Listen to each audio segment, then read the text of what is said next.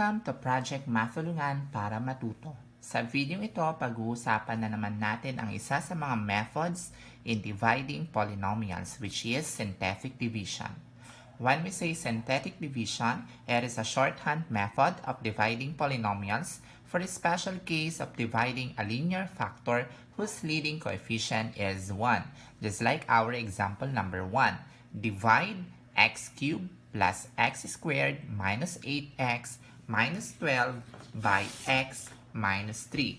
So first thing to do is to check our dividend if nakaayos na ang exponents in decreasing order. When we say decreasing order, from highest exponents to lowest exponents.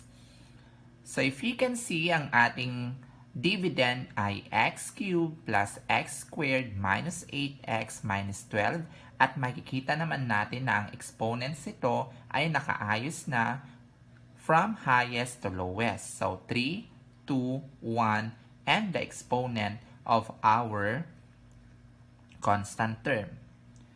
Then, since nakaayos na ito, write the coefficients of the dividend inside the box. So ito yung box natin. Ito yung simbolo na ginagamit natin when we are using the synthetic division. So, ang numerical coefficient ng first term natin ay, very good, it's positive 1. Next, second term, another positive 1. Next, third term, which is negative 8x. So, the numerical coefficient is negative 8. And our constant term, which is negative 12.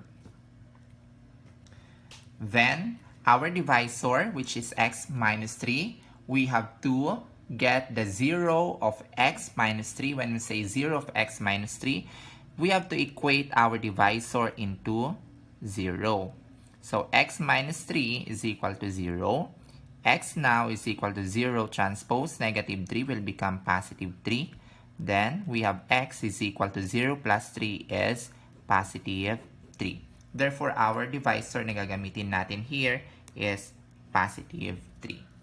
So, the first step na gagawin natin is to bring down the first numerical coefficient, which is positive 1. Okay? So, multiply this number. Lahat ng nandito na nakuha natin, we have to multiply by our divisor na 3. So, 1 times 3 is positive 3.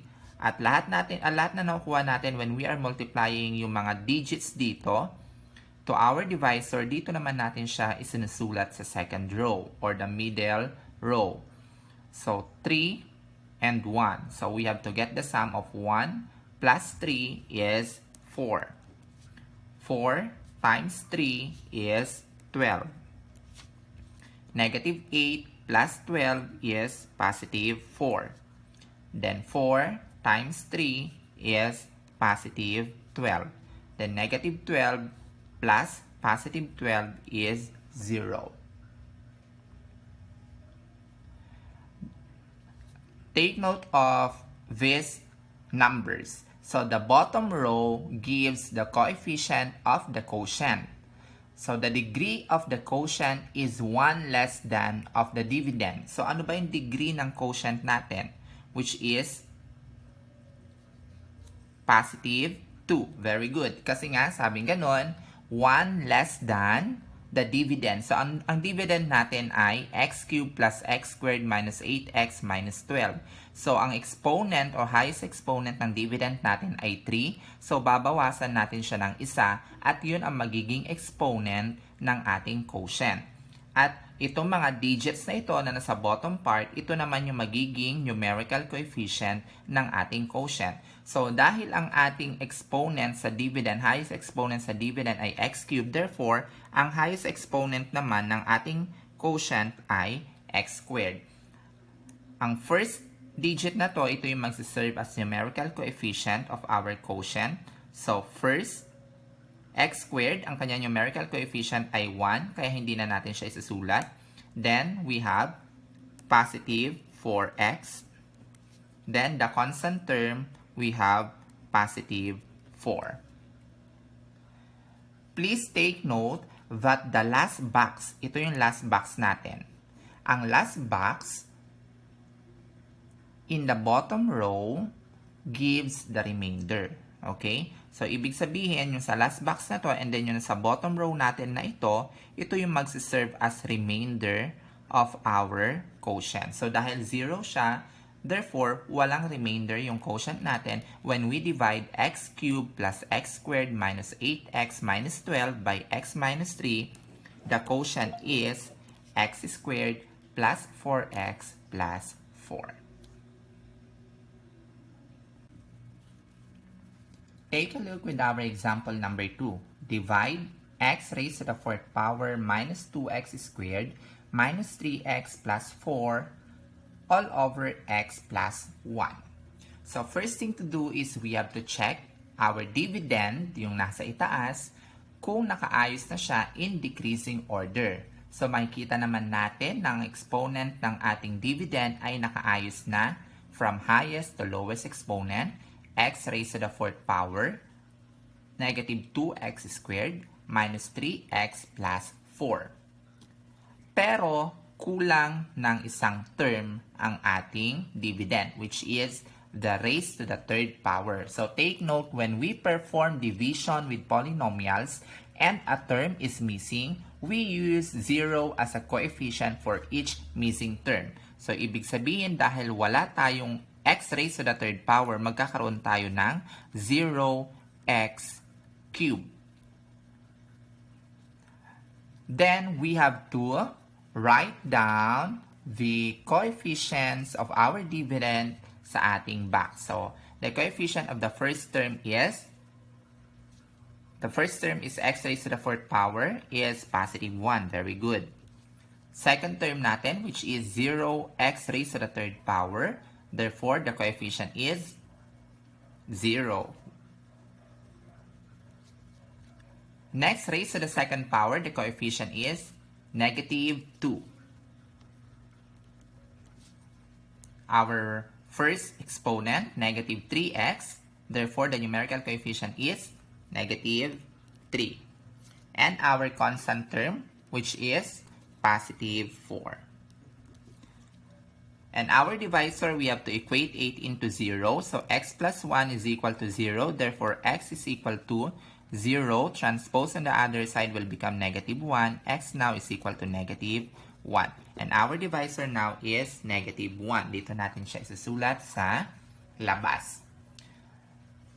Next, bring down the first coefficient and multiply it with our divisor. So, ano nga bang first coefficient natin? So, 1. So, lagi natin i-bring down muna. Ang first step natin, i-bring down natin ang first numerical coefficient. Then, we have to multiply whatever we obtained here, we have to multiply by our divisor. And then, yung makukuha naman natin doon, dito natin sinusulat sa row na to o sa gitna, sa middle row natin.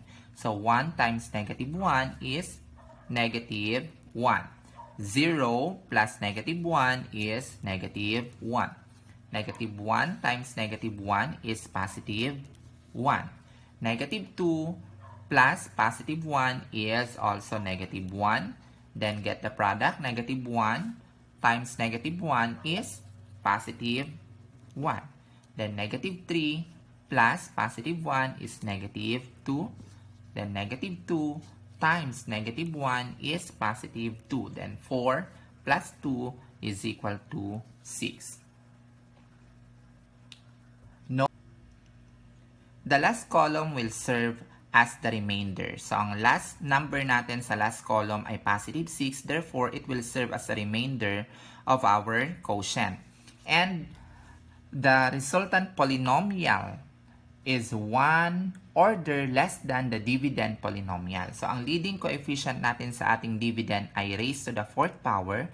Therefore, ang magiging leading coefficient sa quotient natin ay raised to the 3rd power. Bakit? Kasi nga babawasan natin yung leading coefficient natin na exponent ng isa. Kaya ang magiging answer natin ay raised to the 3rd power. Ang numerical coefficient natin ay positive 1. Therefore, it's positive x cubed minus x squared. Bakit naging minus x squared? Kasi ang leading coefficient dito ay negative then minus x, minus our constant term which is 2, and may remainder tayong 6. Paano natin isusulat ang remainder natin? So, remainder 6 over our divisor which is x plus 1.